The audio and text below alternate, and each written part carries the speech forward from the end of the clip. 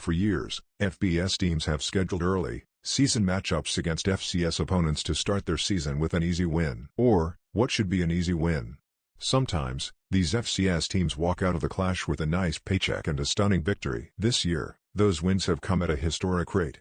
In Week 1 alone, 6 FCS teams have beaten FBS teams, including a 13,7 shocker by Montana over number 20 Washington on Saturday night.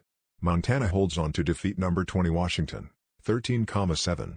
The Grizzlies are the 5th FCS team to beat an AP-ranked FBS opponent since D.I. split in 1978. Pick.twitter.com/7UCL Monterey for this is the Washington Huskies.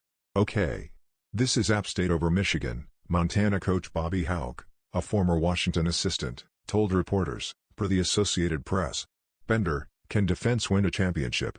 Georgia shows why it's possible against Clemson. In addition to the wins, FCS teams came close in several other matchups. Northern Iowa lost to number 7 Iowa State 16,10. Missouri State lost to Oklahoma State 23,16. Western Illinois lost to Ball State 31,21.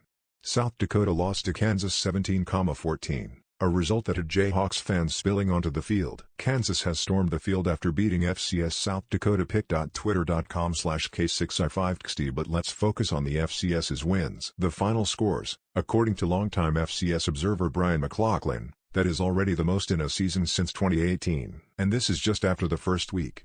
So, the FCS just won its 100th game over an FBS team, and 27th over a P5, since 2008. ETSU did it. Tonight, Montana got 5th FCS win over ranked FBS since '07.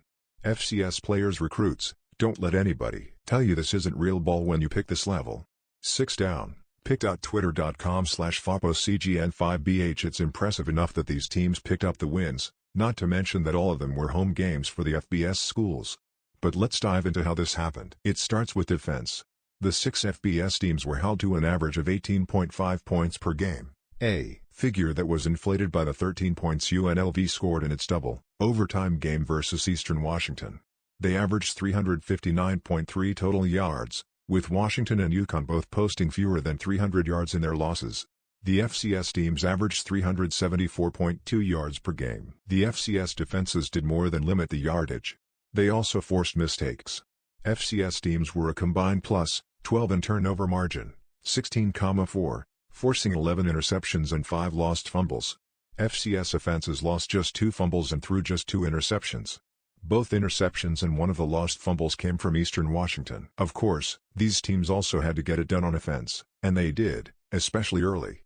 FCS teams struck first more often than not. UC Davis, Eastern Washington, South Dakota State and Holy Cross all scored first to put their FBS counterparts on their heels. ETSU, Holy Cross and South Dakota State each took leads into halftime, while Eastern Washington joined that trio in leading after 3 quarters. FCS teams also found more success converting on third down.